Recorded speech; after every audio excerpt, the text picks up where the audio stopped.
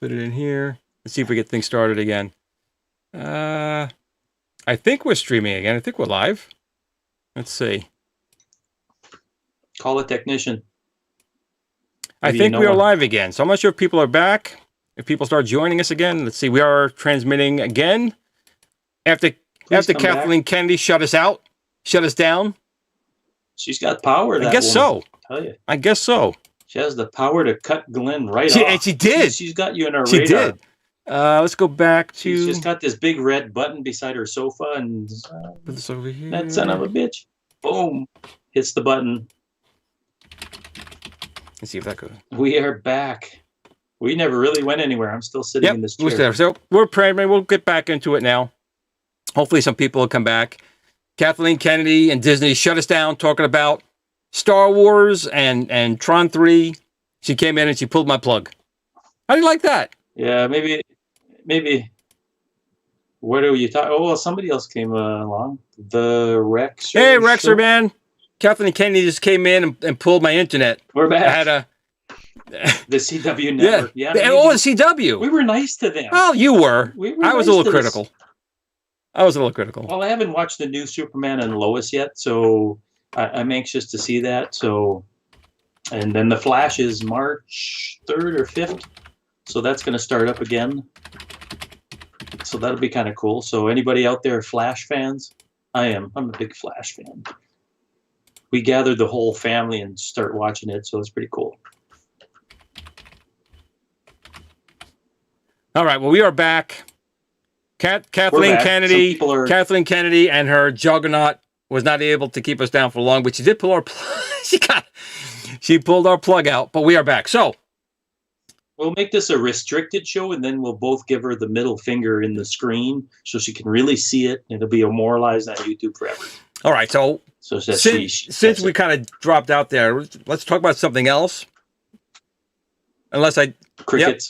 No, I'm joking. Oh. So Glenn and I go back and forth a few times on our first computer system. And my first one was the Commodore 64. So I don't know if anybody out there has this beast still in their collection or still have it. I'm looking over there because I'm making the ultimate 64 build, so I'll talk about that. But yours was what, the TI-99? Yeah, my first computer was the TI-994A, which I got in Crazy Eddie in White Plains, New York. You mean there's a store actually called Crazy Eddie? His prices were insane, and I was really going to buy an Atari 400. Like, I had my heart set on the Atari 400. That's what I really wanted. Now, young Glen... Was that their first computer? Well, the TI was, but what happened is young Glen is not older Glen. So young Glen didn't know that if you bought a TI, you couldn't play Atari games on it. I didn't know you couldn't load Atari. You thought it was all compatible, every last what it is today. So I was thinking 50 years in the future when everything ran IBM or Apple. So I bought the TI, brought it home, and I tried loading some cassettes from the Atari 400, and of course it didn't work. And the cartridges didn't fit. So I'm like, But, Crazy Eddie wasn't like... Your parents probably didn't. They didn't either. It's like that's what she wants. Yeah. Like even parents to this day, they don't know the difference between an iPhone and an Android. But the TI was let alone the TI was a good education machine, and technically it was extremely powerful. It was actually the Atari 400 was an 8-bit machine, where the TI was a 16-bit machine. And talking about the Colecovision, being Colecovision Addict, we talk about this as well. As advanced as the Colecovision was in 1982, the TI came out in 1978, 79, and that chipset in that Colecovision and MSX computers... Almost the same, wasn't it? Almost identical. The only thing different was the CPU. They went with an 8-bit CPU. And not a Z80. Right.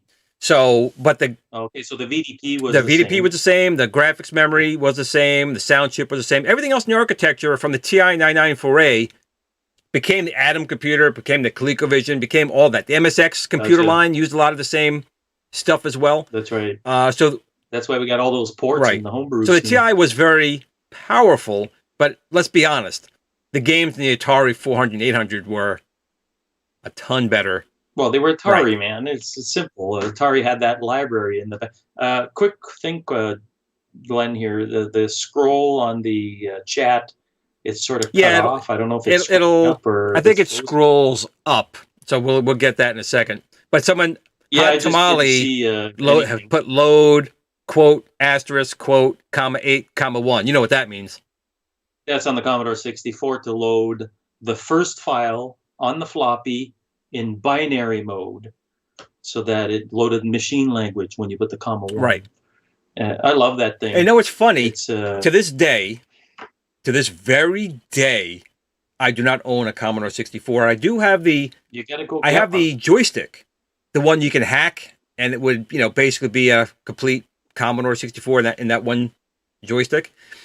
Oh yeah, the one made by Jerry Ellsworth. So it was a recreation of the hardware, and I think probably a custom chip, but it basically is a real Commodore 64. But I've never actually owned a VIC-20, which I always had a soft spot for, even though it was not very powerful. I had a soft spot. It was the first home one, the first computer. Well, not the first one, but the first one I was exposed to was a PET at the school, grade 7, I believe. Same basic across the line, because Jack Tramiel wouldn't spend the money on different basics. So the basic and the PET, the basic and the VIC-20, the basic and the Commodore 64 were all the same. And the 128 too. Right. A little bit better on the 128, but yeah, that evolution didn't go very quickly, Bill Gates wasn't happy because he licensed it from, it's Microsoft Basic. He licensed it, and it was like he licensed for, if you want this version 1, whatever it was, many as you want. He's like, okay. That's all my guys are getting, and all my Commodore line is that basic, Bill. That's crazy, because it's insane. Like, it's the amount of what's the best way to put it? The amount of stuff you can do with an added basic kernel is amazing on the Commodore 64. But if you just have the regular one, it sucks, sadly. And but I love my 64. It was a great machine. As the saying went back then, it was "I adore my 64." It was a song and everything, and the marketing. The two games that I saw on it almost made me buy a 64, but they made it for the PC. Maniac Mansion, Zack McCracken, and the Alien Mindbenders. Yeah, love those games. When I saw that, wonderful I got on the PC. But of course, the SID chip on the Commodore 64 really added a lot to those games. Where on the computer had just beep, beep, beep, beep. It wasn't anything great. Oh, that's right. The SID chip right now, if you try to buy one, it's about $7,500 just for the one chip. They're like little pieces of gold, because they never remade any of these things. And then you got these knockoffs from China that are basically, let's just say, substandard, if you will. And that kind of sucked. So, but yeah, the 64 is, that holds a special place of nostalgia in my heart. I'm looking over there, like I said, I should go get it and show everyone. So this is an empty case for now until that Ultimate 64 board comes in. But it's got the 64C body, and then basically this is a bread bin keyboard. Right. And eventually this is going to be more beige like the bread bin. So anyways, the Ultimate 64 is a FPGA-based Commodore 64 board with Ethernet and HDMI, and it has a real cartridge port, everything. And you own quite a few 64s. That's not your only one. You got quite a few, right? I've got one in the box with the receipt from Canadian Tire. Canadian Tire? Okay, so in Canada, Canadian Tire is like not a hardware store, like an automotive, some household products type of store where you can actually get your car fixed and everything. And back in the day, they used to sell the Commodore 64 in there. They had a small computer section, and it was in my town. It was the only place to get it. But if you went to a bigger city, you went to bigger stores, obviously. It's almost like buying a Commodore 64 at a Pep Boys or something in the States. That was, I would say, a little weird. I mean, back in the day, we had, Caldors, which was kind of like a very small version of a Kmart or Walmart. And, they sold them all there. But you would go into like these regular stores, and computers was kind of a novelty, right? They were, especially Commodore. Commodore would, if you had a store with a door on it, they wanted to put a 64 in there for you guys to try and sell. Oh, yeah. Yeah, it was the same up here. If you, a Mon Pa shop, whatever. So Hot Tamale Kid, Castle Wolfenstein, Bruce Lee, such a good game. You probably had that on a TI-99, Bruce Lee. No, that's the thing. TI was very closed. Had No, crappy not they were games? crappy, but they were very closed, meaning that they didn't want anyone making more stuff for their proprietary. machine at all, which is why when the beige TI came out, they made a new BIOS called 1.1, like a lockout chip. So it's like TI, first of all, the whole thing is that TI came into the market thinking that they were going to be like IBM, that they were going to own the market. And actually, the entire industry was worried that when TI came out with the computer, they were going to own the market. But just in typical big company fashion, they botched it. They were late. They screwed up how the 16-bit processor interfaces with the board. It's basically an 8-bit computer originally. There was supposed to be an 8-bit microprocessor in there, right. but it wasn't ready. So I said, okay, we can do 16-bit mini computer chips. Let's throw that in there. The TMS-990. Let's throw that in there. They were doing the kitchen Right. sink stuff, just throwing it all And in. there's so much. I'm just looking at there was Castle Right. Wolfenstein. I don't know if that exists on the TI-99, but on the 64, my brother played that till the cows came home. He just loved that whole military thing. A lot of people did. And then there was Ghostbusters. Did you have Ghostbusters on the TI-99? Ghostbusters. No, I didn't have Ghostbusters on it. No. I was going to say, he did the speech thing. He must have had it. Ghostbusters. Yep, and basically, it was the dumbest game ever, but they had this thing in there would guess your bank account amount. What was the guy, the Perry Fractic? Oh, he did yeah, a whole video yeah. on it. It's pretty funny. It was like a whole hoaxy type of thing. It's pretty funny. So it's Average Gamer says, Glenn, you're going to have to pay those internet bills. It wasn't me. Kathleen Kennedy and the Disney War Machine shut us down for a while. They got a big They button. did. They got the cut off Glen button. Fortunately, he's at it Fortunately, again. I have the fiber going to Canada to Steven's house, and I'm now going through his fiber out of his place. I don't have fiber. I have crappy Well, they don't cable, know that. You have to tell them. They didn't know that. I had fiber at one time, and I lost when I moved. So I lost the connection. It kind of sucks. So, are you guys sponsored by Arcade 1UP? No. We're sponsored by Glen and Steven. That's right. There is no sponsorship of anything or anybody here. This is two guys hanging out with you guys, talking anything retro-ish that comes to mind. Whatever, it's like just in the span. We've been on the air for about a half hour. We went from Star Wars to DC Comics to Marvel to Commodore stuff to TI-99 stuff, and we plan on getting more structured, right, Glenn? A little more formal. This is more like to give you guys an idea on my personality, Glen's personality. You guys know Glen more than me, obviously. I was on the Retro Buzz, in May? Was it May? We let you on that show? Are you sure we let you on that show? Yeah, talking about the Colecovision, Coleco Community. We talked about that. I even forgot about that name and that whole fiasco. I was there at ground zero, and I got a little PTSD from that, so I have to, refrain from talking about it. Then otherwise, I have to go see my therapist. So I just have to, do that. So Wagner's Tech Talk. Wagner's here, good friend of mine. Wagner's Tech Talk, great channel. Check his stuff out.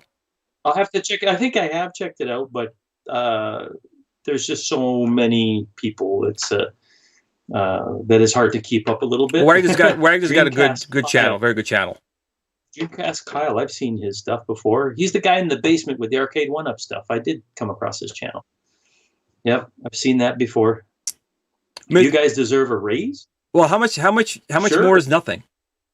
Raise a glass. Yeah, look, I'm drinking water. This is how sad my day is. I'm drinking water. Mine's water too. Now, it's sad when you grew up as a kid, this was out of the tap. Now you got to buy bottles of it. So next is air. I think Spaceballs had the right idea. And in 5 or 10 more years, you got to buy canned air. Yep. I see a Schwartz is as big as mine.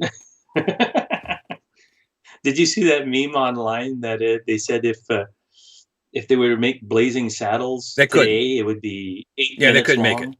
They couldn't make it. They could make it. A lot of the Mel Brooks stuff, everything is racism in his stuff. But back then, it was okay to make fun. Now, you can't make the black guy was like okay. Well, with you can't. It. Like you can't make like that's how nowadays it's like somebody's doing stuff before it gets out there. You know what I'm saying? Like it's sad. Well, there was a time where it was teasing was kind of okay to a point. I mean, you could do it. You do it in jest, but you make fun of yourself, you make fun of someone else. That's what I do, and my friends do the same thing. But nowadays, if 1 person out of 10 billion, if 1 person out of 10 billion is offended, you can't do it. I don't like how the world is. Spock himself said the needs of the many outweigh the needs of the few or the one. But in today's world, if 1 person doesn't like me wearing, I don't know, my hat here. Oh yeah, guys, by the way, this is as political as this thing's gonna get. Probably. yeah. Like Glen and I are more nonchalant than that sort of thing. But yeah, the whole thing is just absurd, and we live in a society now where people get offended by the dumbest thing. I mean, some things are valid. They are valid, but I think right now, correct me if I'm wrong, I read somewhere they're trying to again ban bloody video games like Grand Theft Auto 55, whatever games come out. They want to ban it. Again, you shouldn't have to have the people who enjoy that type of game not get it because 2 people are offended or 3 adults don't pay attention, their kids play it. Being a parent, I agree with the average gamer. Being a parent means you monitor what your kids do and you tell them right from wrong. And when they turn 18, they do what they want. You shouldn't stop me or Steven or any of you from buying something because someone let their 5-year-old play a game. Oh my God, they shouldn't play. That's horrible. Well, they shouldn't be playing it to begin with. I'm checking out this chat here. Deputy Van Halen. Now, this talking about music. Have you heard the new song? Well, newer song from Wolfgang Van Halen. Say that again. We're going to talk about music too. We'll talk about good Wolfgang music. Van Halen, Eddie Van Halen's son, released a song. There's the first one I think is called "Distance," where he talks about his dad, and then there's something to blame. I'm to blame, or something like that, or you're to blame. I forget that. Really. Well, according to Kathleen Kennedy, all men are to blame. What are you going to do? Yeah, all men are to blame. Let me look at the title of that song, but it's really good, by the way. Depending on what kind of music you like, I don't know what kind of fans you got here, Glenn. I have the best fans. First of all, the best fans. Let's see here. "You're to Blame" by Wolfgang Van Halen. His band is Mammoth WVH. So Mammoth was supposed to be the original name of Van Halen, apparently. Oh, and Brad made another comment. The movie Heavy Metal? Yeah, that never would have been made today. Oh, God, no. Great movie, though. No. Great movie. Yeah, you know what? It's really awesome. One of my favorite anime is Akira. That probably wouldn't get made. Right, and that's a sad thing. Hey, Kongs, buddy. Hey, Kong, man, you missed it. Kathleen Kennedy shut our feed down before, so we had to restart it. But everyone who's watching the stream right now, because I know people asking me about Tron joysticks and stuff, I'm going to be on Kong's show coming up at 8 p.m. So if you have any questions about that... If you ask me, I won't know anything about his product. Exactly. I have some. He sent me some, but I don't know where to install them. People need to know that you do have some arcade machines. You have, Yes, I do. I'll tell you guys what I have. I have a original Teenage Mutant Ninja Turtles 4-player. Oh, nice. Original Miss Pac-Man, but that one there, the harness was kind of foobar in it. But it's the cabinet. It's an original Miss Pac-Man. I've got a 60-in-1 board in there. MAME cabinet, which has everything in the kitchen sink in there. What else do I got? Marvel vs. Capcom machine and a Neo Geo machine. But the Neo Geo was in bad shape too when you got it, right? Oh, that thing, somebody kicked the front of that thing and the wood was pushed in. I basically had to pull it out, brace it from behind, glue it. It was in rough shape. It looks pretty good. Maybe on the next shows we'll show some photos. We'll do stuff like that.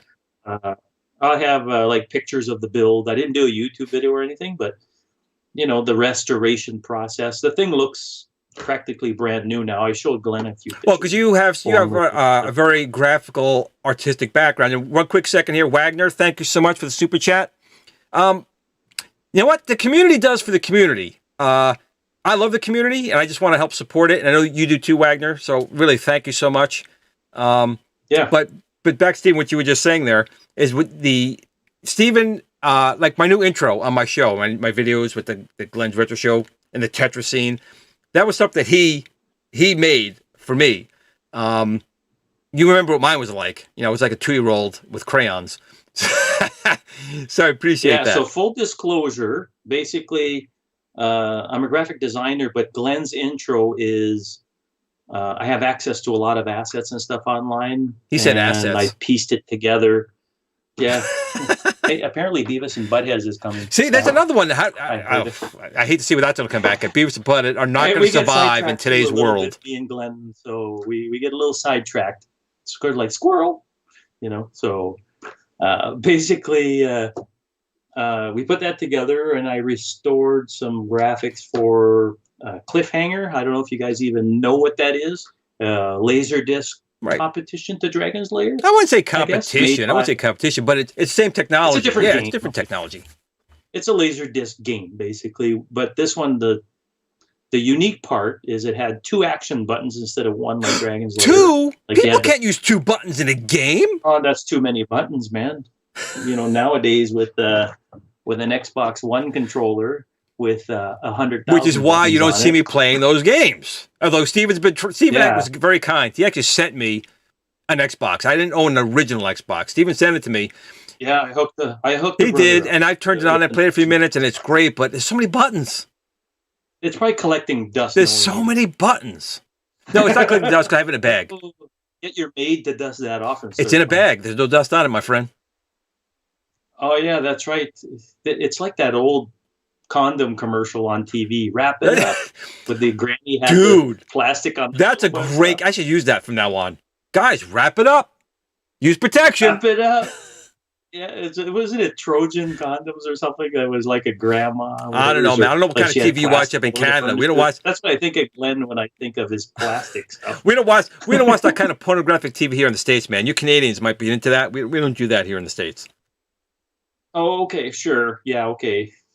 So, but yeah, basically graphic designer. I've been doing this stuff forever. I'm a web developer by trade. So I build websites. I built the Glen's Retro Show site, the WordPress site and stuff like that. So you guys can go check that out. I built the Colecovision Addict website and database and all the programming of that database. So that's my background. But also don't forget you're an Xbox addict. I mean, that was your original bread and butter. XboxAddict.com. If you have an original Xbox and you were back in 2001, 2002, and you went on a website, you more than likely went to mine or another one called Team Xbox at one time. It's still around, but nobody goes into forums anymore.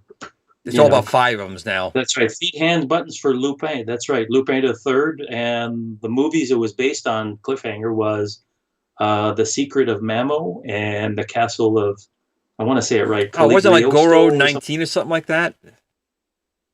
Goro 19? I know there was some cartoon called Goro 19 or something similar to it. I don't know. I'm not a big Cliffhanger guy. Yeah, Lupin III. Anyways, it's pretty cool. Anyways, so, but what else is there? I mean, I came on the show with Glenn when Glenn actually wanted to do the show, and I said, Glenn, your guys aren't going to know me at all. That was the contract. We'll bring it up and we'll talk. It's me. That was the contract. They have to know me and not really know you. It's about me. You forgot. That's right. Yeah, exactly. Yep, exactly. So I could lift a 4-player cabinet. Yeah, whatever, horse. Hercules. Yeah, that's not happening. My turtles. Yeah, exactly. My turtles machine, that'll throw your back out. Oh yeah, it's insane. Same with my Zaxxon. The Zaxxon was like 330 pounds. I mean, would you believe the Miss Pac-Man is light because it's all made but with plywood, so it really lifts like it's not like it's styrofoam or anything like that, but it's a lot less heavy than the other stuff I've got. My black melamine main cabinet, that is heavy as all heck. It is Yeah, no, I'm not lifting that anymore. That's simple as that. So, yeah, everybody gets to the laser, the game cliffhanger with the ninjas, and then they got the screw over part, as I like to call it when I was a kid.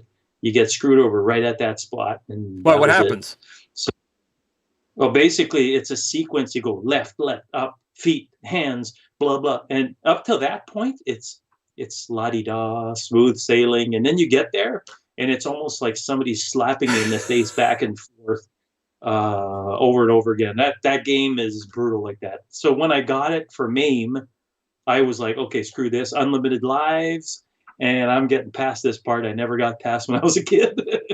And then when you get past that part, it goes back to being normal. It's weird. Well, the Rexer So, yeah. Rexer just put a comment in here because Rexer knows arcade cabinets, and he says actually he thinks the Miss Pac-Mans are made with 1/2 inch, where the others were 3/4 or 5/8. Does that kind of explain why? No, the Miss Pac-Man is 3/4, but it's plywood. It's a lot lighter because the molding is 3/4 inch. Interesting. But Arcade 1-Up is made by a 3/4 inch plywood on the Miss Pac-Man, but the Arcade 1-Up, what is that, like an 1/8 of an inch thick or something, a 1/2 an inch? Arcade 1-Up cabinets? Well, it's also made not even from plywood. It's a particle board. It's a very light material on top of that. But again, when you want something for the house, it's kind of perfectly fine, and you want to be able to move it around. I mean, it's not easy moving my Zaxxon. It pretty much stays in its spot, and I'm sure your machines do not move. That's right. They don't move. They don't move at all.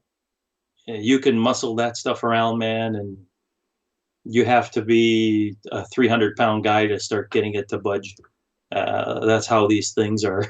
They're well built. You know what I mean? There's just they're made to take a 30-year-old punishment kind of thing, right? So, and I'm actually this summer going to replace the monitor in my Miss Pac-Man because a lot of burn-in on the thing. Are you staying with CRT or going LCD? Oh yeah, CRT. My buddy's got a recapped and a new tube chassis to basically throw in there, and I'm giving him mine in trade, so I'm paying him like $150 or whatever, and I'm going to get something a lot better and whatnot. I want to stick with the Pac-Man stuff with the CRT. I'm getting as much as I can. Definitely getting a little worried because CRTs are really not made anymore, and there's going to come a time where you're not going to have a choice, man. I see people, even if the tube is fine, That's right. People kick the tube in, they break perfectly good tubes because, they're fun to break. Yeah. But now you got these arcade machines where eventually they're going to have to go LCD unless someone comes out with some new, I don't know, maybe an 8K LCD and shape it like it's a TV CRT. You know what sucks is that they're not making 4:3 ratio LCDs. They make them up at the 19-inch from HAP, which is the arcade reselling people. They make a aluminum frame 19-inch LCD that looks beautiful. It's amazing. It's like $200. So you're paying for it. You're paying for it, and it looks incredible. But they don't make them like my Turtles is a 25-inch monitor in there. It's heavy as all hell.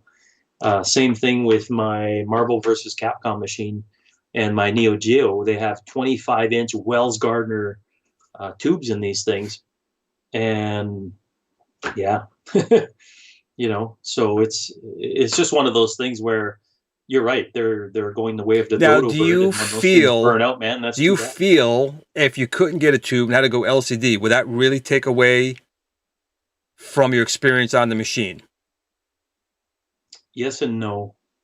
The nostalgic remembering, if you will, it's kind of like, I'll give you an example. I heard this from a person that owns Arcade 1-Ups, not just you, Glenn. I have other people that.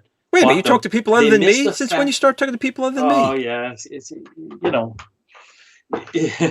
I've heard from people, they say they miss putting in a quarter and hearing that sound. There's something about that that's irreplaceable and brings you back there instantly. The Arcade 1-Ups, or I'm not just Arcade 1-Ups, just these newer retro arcade machines, they don't give you that, here's your quarter, drop it in, and you hear the bloop, and then you press player one and you're off to the races. That is gone. That's the crappy part about it, and that's the thing that gets lost with this new stuff. Don't get me wrong. I think this new stuff has its perfect place, for the price that you get this stuff at. fantastic. You know, Mike's Arcade. Well, know what gets me a little bit about it is with the CRTs is that phosphor. I mean, when you're sitting close to those monitors, you have the light up phosphors on that screen. They don't get on an LCD panel. Again, there's a glow. About, you know, it's not even scan lines. We're not even talking scan lines here. The phosphor itself. You're so close to some of these machines. That's right, it's very different. Yeah. Yeah, you can replicate that with graphic filters. I've seen it done before, but it's not the same. It's just not the same. And then same thing, like the Rexer show, same thing. LCD replacements, 19 inches is as much as you can get. And I've tried to get this stuff, you know. So Wagner's Tech Recap the Defender 2 years ago. Yeah, caps go like bad candy. Yeah. I've had milk last longer than I had caps. a cap literally explode like an inch from my face. Yeah, really? I mean the flame. It was literally. I'm looking over it, and I'm not sure if this will show up on my thing here. It was like right that close, and the thing went whoosh, blew up right in my face. So you got to be careful around this stuff. Acid in there, man. You could have lost a few eyeballs. Or it could have been trippy. I mean, doesn't acid get you a little trippy?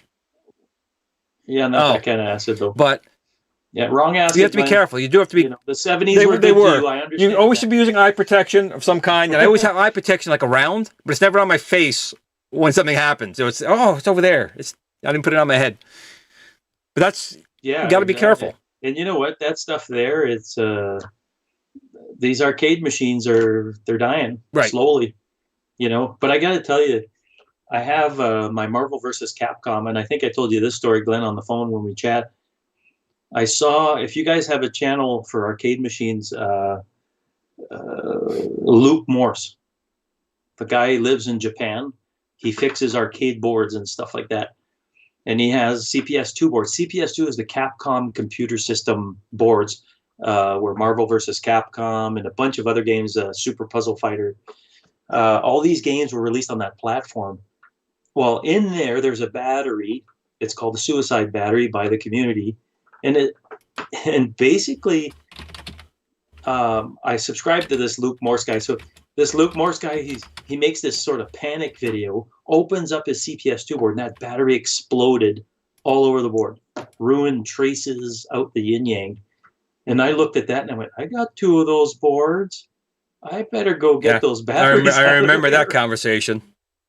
Oh, yeah. I went that evening because I had bought what they call the Infinity. And basically, it's a little tiny board that, see, if you kill for those that don't know this stuff about CPS2, I don't know how many people are interested, so let us know. And basically, the CPS2 boards, if the battery dies, the encryption key to that game drops out of RAM memory. That was such, memory, so it's not flat. That was such a bad design for that.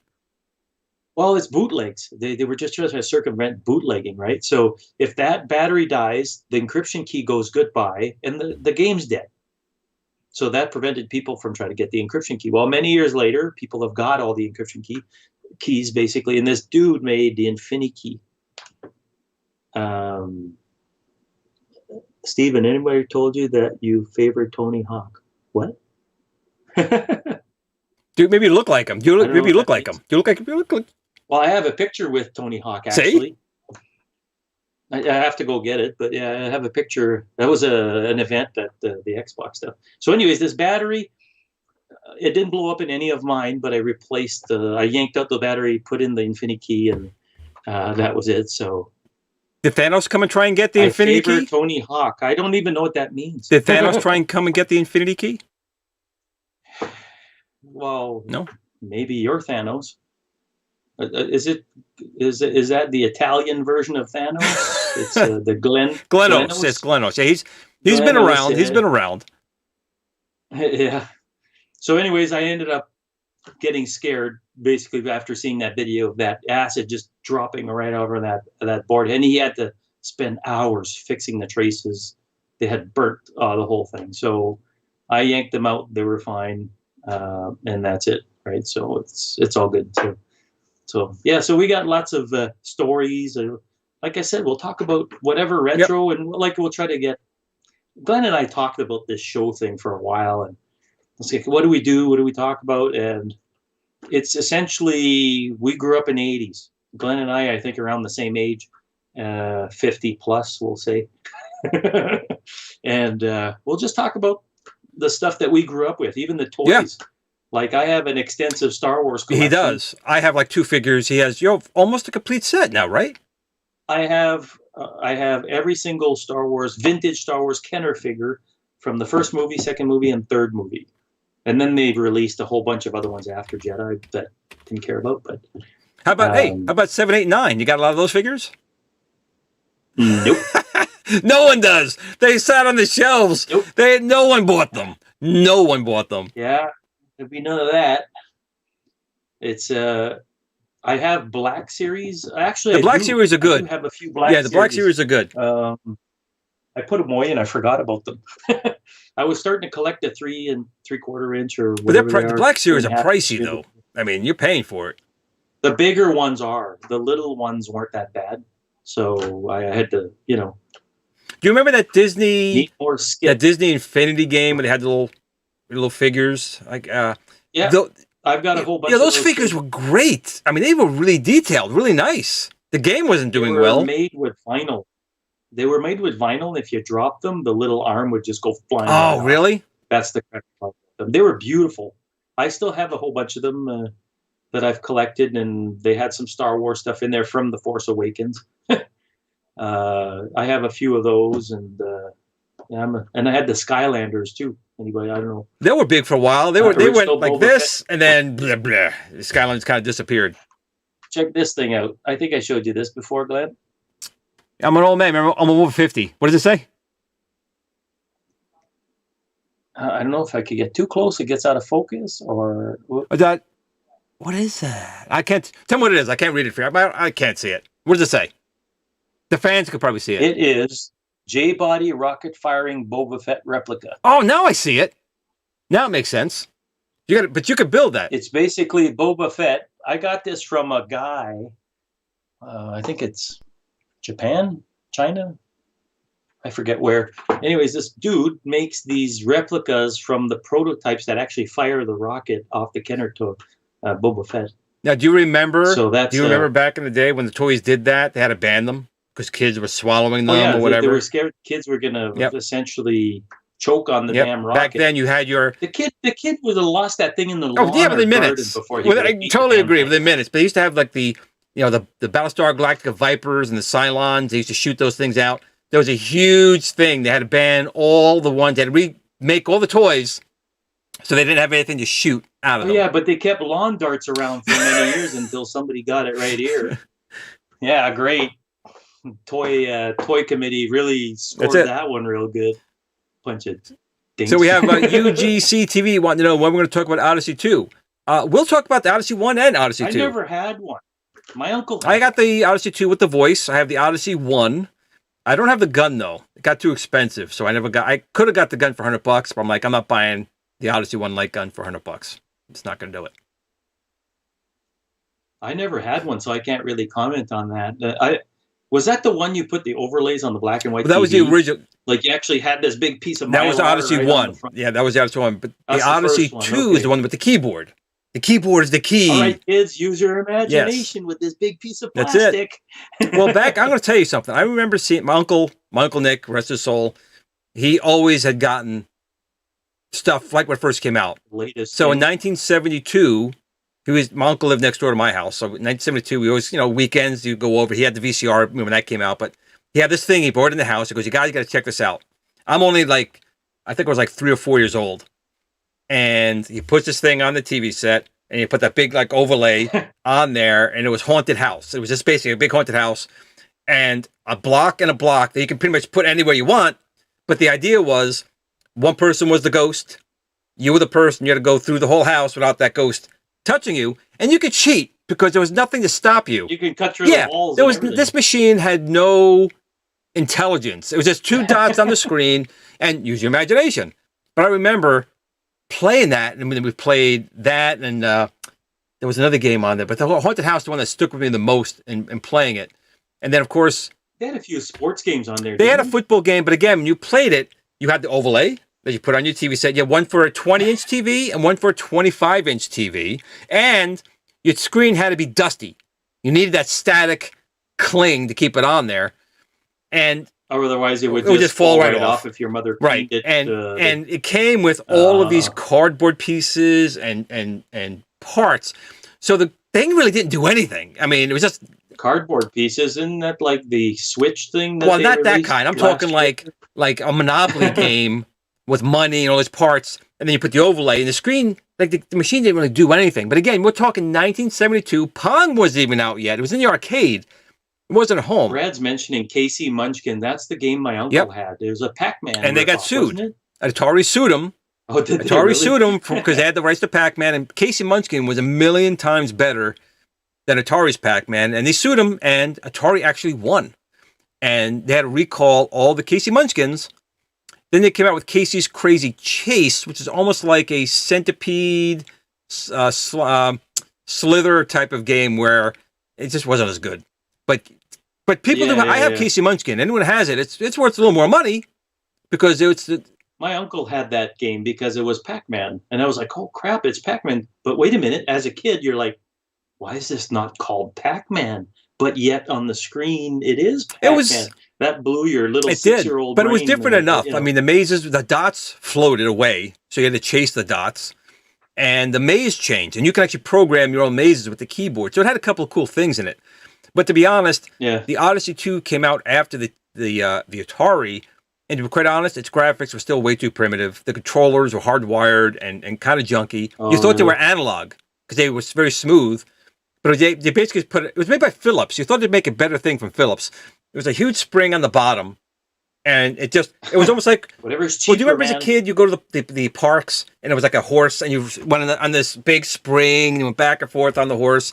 Yeah, it was the spring from the dump truck that helped you plow the roads. So that's basically what the joystick was, and it just touched this pad. It just wasn't a good machine overall. Oh, gotcha. But at least they tried. They did have a keyboard in it, which was kind of nice. They did. They made the voice, which was kind of again pretty nice. You know, it did some cool things on it, but they didn't have licenses. All they could try and do was rip off. Like they also had Pickaxe Pete, which was a very, very liberally ripped off Donkey Kong or Crazy Climber type of game. But that was like the best game they had, and it's like using Fairchild graphics in it. Well, you remember the Arcadia, right? I have an Arcadia. Of course I do. Emerson Arcadia. Do you have some games? I have a couple, and I got a flash card. There's only a few of these flash cards out there. Watch this. I'm gonna show a game. It'll blow my mind. The Leisure Vision, which was the Canadian version of the Arcadia. I'm gonna show you a game, and you tell me what the cover looks like. Just a second. I can do that. So Emerson basically was licensing out like 3DO. Anyone who wanted to make an Emerson 2001 or an Arcadia 2001, pay them a license, put your name on it, you could sell it. All right, check it out. So I'm going to give you a guess. You might have to. I haven't played this in ages. People ripping. Oh! Space Attack.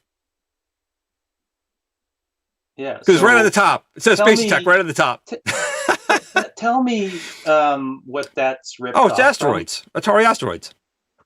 Oh, that's a Snow Speeder from Empire Strikes Back. Yes. That's when that cartridge came out. But the thing is, the graphics. Did they get sued? I don't think so. It wasn't that. It didn't sell that well. And what's funny is they made the controller like the Intellivision. You have the disc and you had the numeric pad, but the graphics were more primitive than the Atari. It was almost like Fairchild's graphics.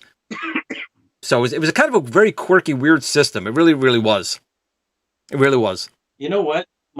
My wife, she's probably going to walk in here and bash me on the head, but when we were dating, she was like, I have an Atari at my house. Meanwhile, it's this Leisure Vision thing that I had never seen in my life. Well, you know why? And I'm like, that ain't no, but you know why, Stephen? In our generation, every video game, no matter what it was Atari. And then it became the next generation with Nintendo. I mean, I need a Nintendo. That's what you asked for. Back in our day, when you said Atari, you knew video games. After 1986, Nintendo. Everything was Atari. Everything was Nintendo at that point. That's right. You're right, though, because that was like you told people you had a Colecovision, and they're like, no, you have an Atari. Well, no, it's a Colecovision that plays Atari. Okay, an Atari. Right. No, okay, then you just sort of. Okay. Well, back then. You had the Atari was the juggernaut. almost everyone had Atari. And then a few people had a Fairchild, a few people had their Odyssey 2. Then in television came out, and those Fairchild and the Odyssey 2 died right out. For the most part, they were still there, but it was really then Atari and in television. That was the real war. Even though Fairchild and Atari was really the first war, the real one that really took off, like a world war, was in television and Atari. And then Colecovision came out, and people started thinking that the Atari 5200 was to combat the Colecovision, but it was really there to combat the Intellivision. It just happened to come out at a time when ColecoVision hit the market. Well, it's because Mattel, they thought, was the bigger threat with, the Barbie line and all that stuff. Oh, man, they're getting into video games. They're going to dominate. Yep. But they judged And why was that? Mattel back then was, I think they still are one of the biggest toy companies in the world. Mattel was, they were juggernaut. Right. So Atari was nervous about it. Oh, yeah. That's where their fear came from, because of the toy stuff, which, when you look at it, was kind of ridiculous because of the electronic thing. But hey, you never know. And Brad made a comment here real quick. He says, cash grabs killed Atari. It definitely didn't help them. That's for sure. They did shovelware. That was the problem. There was no quality control. It was like, you want to make a game with 2 bleeps and 1 bloop? Sell it. Let's go. Let's make a fancy piece of artwork box. Remember those? The boxes always look great. The Atari cartridges was a piece of art. The boxes and labels always look fantastic. It was all airbrushed and made by the best artists in the world. Mind you, the game was like total. Well, you also have to remember, pretty good. Atari was at the basic birth of the gaming industry, so there was no such thing as a lockout chip. Oh, yeah. There was no thing as paying licenses to make a game. So the Colecovision, again, they flat out ripped off the 2600 to make the expansion module 1. And 99%, right, and the Gemini, and 99% of what's in the Atari is off-the-shelf parts, like the IBM PC. Only the TIA chip. I watched a documentary from when I heard, not a documentary, some YouTube video. It's probably me. The guy's name. No, it was somebody that was able to determine that one of the chips was a rip-off chip. the TI, the Atari or whatever, like the TIA, because basically the Atari 2600, like the PC, IBM PC, was off-the-shelf parts except for the TIA, the television interface chip. Jay Miner, the guy who was the grandfather of the Atari 8-bit line and the Amiga. So there was a company. I remember. There was a company that I can't even say reverse engineered the TIA. They didn't even do that. They basically just took the chip and the die and just moved stuff around in the die. They didn't. It was like the worst. Trying to fake job ever. It was such a fake reverse. It didn't do anything. It was basically another company ripped off the chip. So Coleco didn't buy it from Atari. That's right. They bought it from this company. And of course, Atari sued. Yeah. And long story short, they did technically win, even though it didn't win in court. Coleco agreed to license royalties, and they paid them royalties, right? But that's just something would never happen today. That's how early early it was. You showed up with. Imagine that. Hey, I just bought a PS5, but. Hey, this little add-on will play all the Nintendo Switch games. It's basically and Atari rightfully still flipped out. But again, when the consoles first came out, no one thought about other companies. It was Atari. No one thought about people leaving and starting Activision. Right. Activision wrote the best games for Atari, and Atari sued them, but they couldn't stop them because there was no security chip. There was no BIOS in the 2600. You just wrote code and it went in. They couldn't stop you. And that's what the shovelware came from. He talked about Wolfenaz. Read his thing. His ex-wife threw out his. Oh my God! What? The Wolfenaz. He basically had a 2600. It looks like, and it got thrown away by his crazy ex-wife, or it was pawned off, or something like that. Brings a tear to my eye. And he's right. Basically, if World War III happens, I just have to use the aluminum shielding from my 2600 and my 400. It's like a 4-inch solid block of aluminum they use for shielding. It was meant to block out those RF signals that'll cause cancer and brain tumors. Right. Meanwhile, it doesn't do anything. Right. Man, that But sucks. again, that was Atari back then had so much money. They were the Apple of their day, honestly. Yep. So it was a company that went up, but then, once Nolan Bushnell was shoved out, then it became a shovelware company. Just, we have 2 weeks, make a game. It was so sad. And that's what ruined Atari. I mean, it really did. And Atari never recovered from that. It's really sad. I forget who mentioned it earlier, the 4K version of Pac-Man, the homebrew that was released. it was the definitive 2600 version. Right, sure, because it could have been done. It could have been done with the technology of the time if they had given him. That's right. First of all, if he was a good programmer, I still don't think it would have come out that good. But the Atari was capable. There's also Donkey Kong 2600. That Coleco did that. Coleco did it on purpose. But you can just see that the 2600, for as primitive it was and it was primitive. I mean, you had to literally tell the scan line how to draw every line on there and know where things were and reposition it. Very primitive. It's powerful in the right hand, but you did have to know what you were doing. Otherwise, you're coming out with something like Chuck the Chuck Wagon or something like that, or, you know. Yeah, exactly. And that's the thing. They made it purposely crappier. You know, I'm watching your Pac-Man thing there. That is all kinds of cheating. Oh, he's going through stuff. Yeah, I know. No, what are you going to do?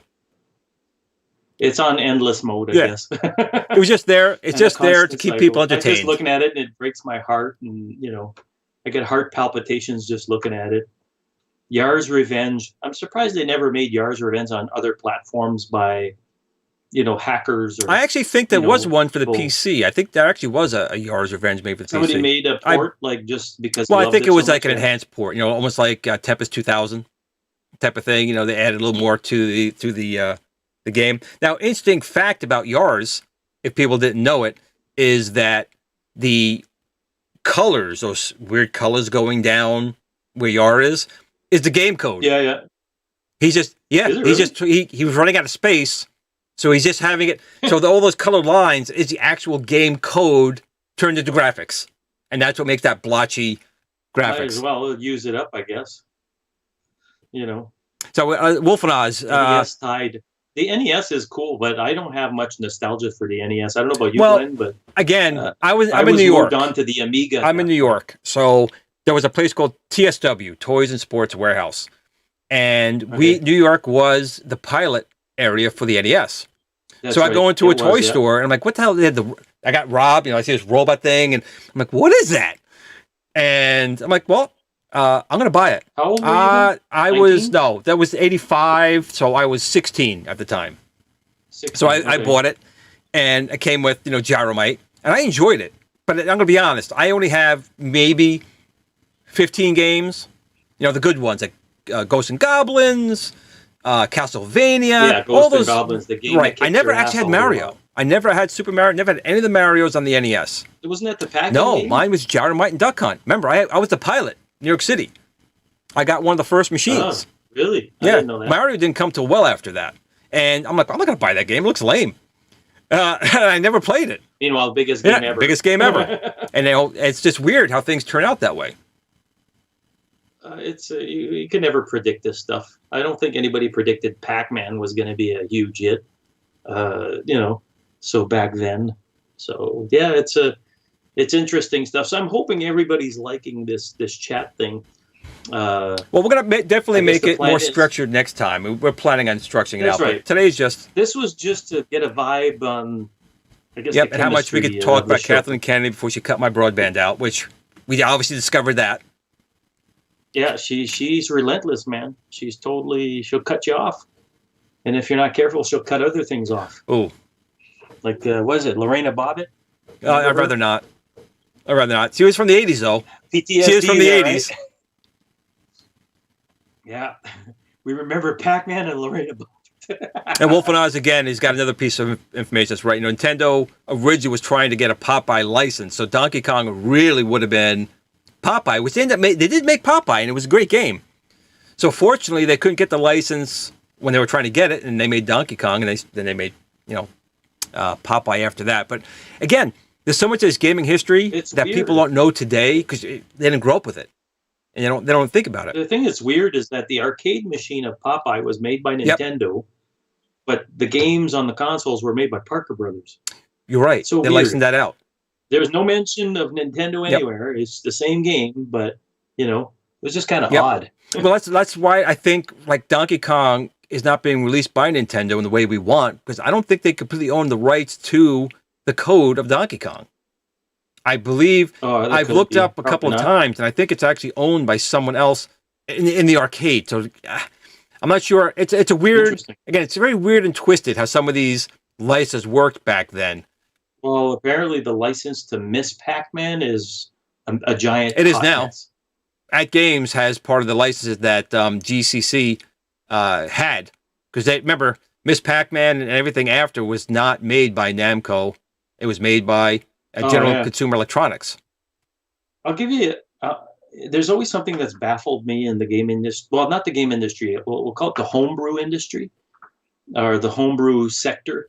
If a guy or somebody wants to make a remake of an old game from the 80s, how in the world are you supposed to find the original creator or license holder? Right. You know what I mean? They might be dead. You have to hire a dude that takes 3 years to track this person down. Right. You know, it's kind of a strange situation where a lot of that stuff was just guys in their basement just whipping up a game and selling it off. You know what I mean? Like, hey, I made this in my mom's basement.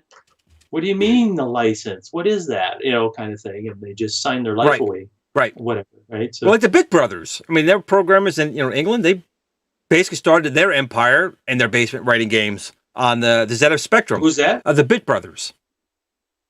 The Bit Brothers? Yeah. There was a similar thing called the Bitmap Brothers. Bitmap Brothers. Yes. Was it the same guys? Yeah. That's who you're thinking of? Okay. Yeah. Yeah. My favorite game from those guys is Gods. Right. So good. It came out on the Super Nintendo, Amiga, Genesis, and Atari ST, I believe, and a few other platforms. Fun game. Yep. If you guys don't know what that is, go try it. They made Magic Pockets, Chaos Engine. Oh, I love Hot Pockets. They're delicious. Speedball 2. Hot Pockets are delicious. Hot Pockets, wrong one.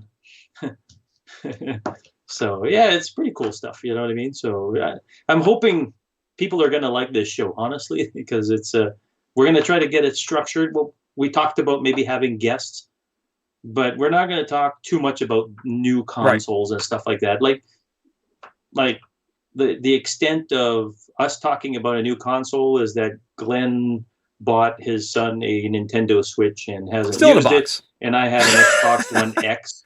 I have an Xbox One X, and last game I played on there was Star Wars Rogue Squadron for a little bit. Which is a great game. Yeah, it's awesome. Apparently in VR, it's even better. Do you have a VR unit? Yeah. Nope, I don't have VR. Neither, I'll probably hurl if I have one. I'll just be so immersed in it, and it'll be knocking over my furniture and stuff. I don't know if I could, handle all that stuff, right? So yeah. Gods was excellent. Yes, Gods is the game, in my opinion.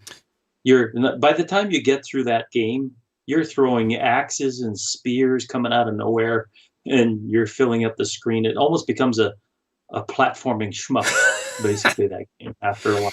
It does.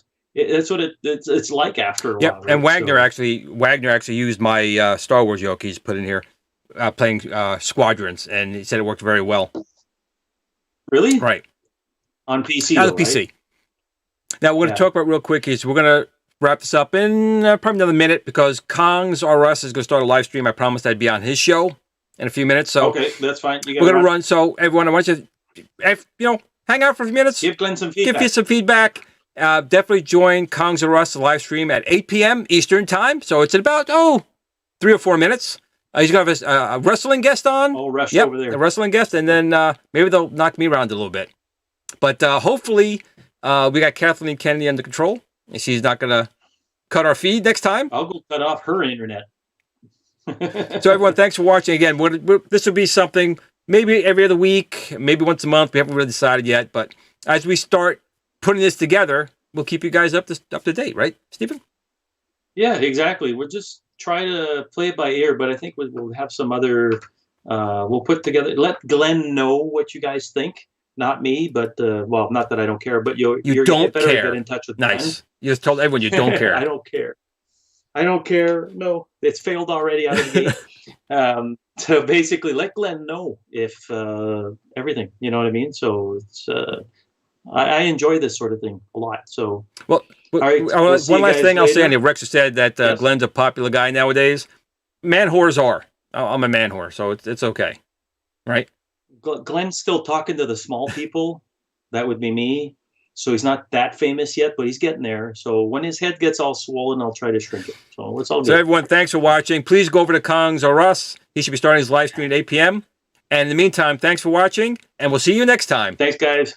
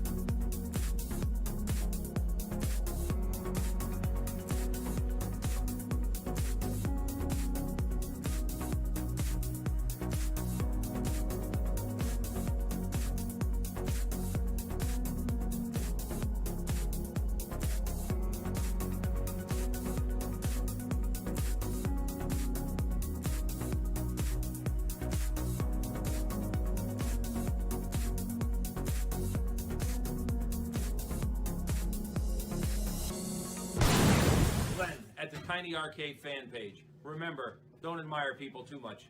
They'll disappoint you.